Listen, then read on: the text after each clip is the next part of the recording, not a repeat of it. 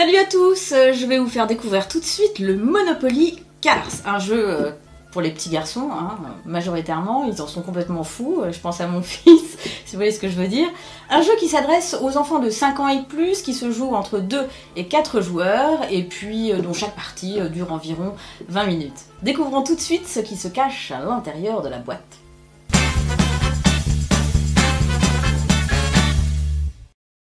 À l'intérieur de la boîte, on trouve 4 bouts de circuit, 4 bouts de route qui forment un circuit même, qui se clipsent super fastoche.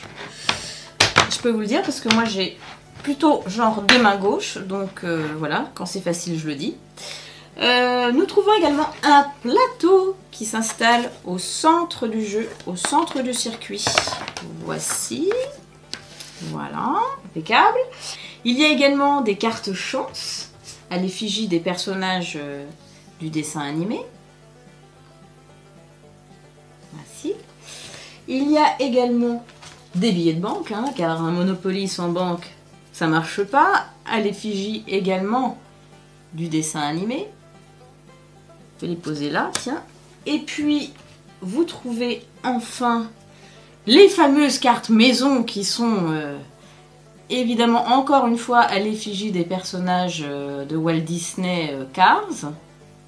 Voici, qui remplacent finalement les terrains. Voilà. Et qu'est-ce qu'on trouve encore dans cette boîte magnifique?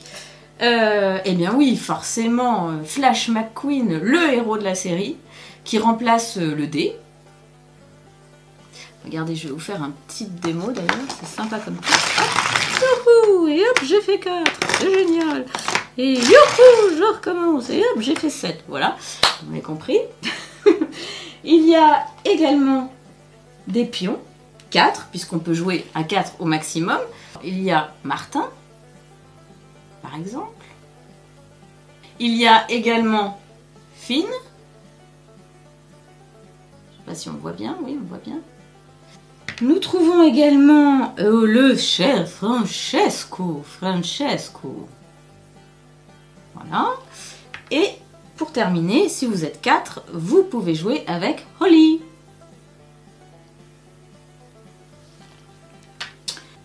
À l'intérieur de la boîte, on trouve également des roues qui représentent finalement les maisons. Hein, ça remplace les maisons dans le Monopoly classique. Et pour faire les hôtels, je vous présente les chariots. Il y en a 8, il me semble. 1, 2, 3, 4, 5, 6, 7 et 8. Et enfin, pour finir, la fameuse règle du jeu. Allez, maintenant, on joue.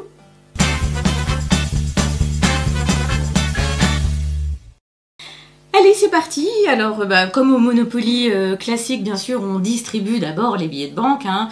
Alors, moi, comme je suis seule, mais comme on peut pas jouer tout seul, comme on est deux, on va distribuer 13 millions et 13 millions. C'est la règle quand on est au minimum 2. Donc, moi et mon ami imaginaire, nous avons donc 13 millions chacun. Je vais choisir mon pion. Alors, moi, je dis Martin, hein, parce que c'est mon préféré en même temps. Hein. Et mon ami imaginaire, il va choisir Francesco. Et là, il ne reste plus qu'à lancer le dé. Ça, c'est mon moment préféré, à vrai dire. Hop, on y va. Et j'ai fait 4. Merci, mon ami. Alors, 4. 1, 2, 3, 4. Et là, je tombe sur la case Martin. Et Martin est à vendre, bien sûr, pour 1 million d'euros. Et ça tombe bien parce que je les ai.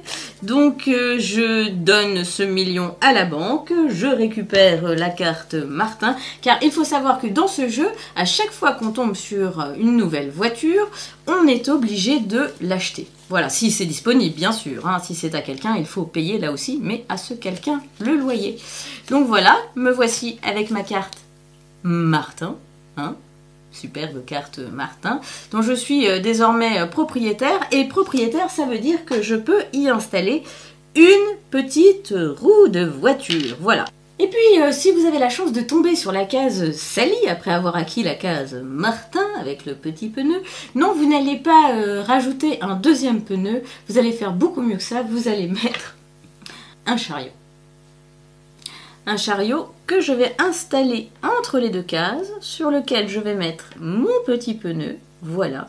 Et là, ça signifie qu'à chaque fois que l'un de vos adversaires tombera soit sur la case Sally, soit sur la case Martin, il devra payer pas 1 million, mais 2 millions.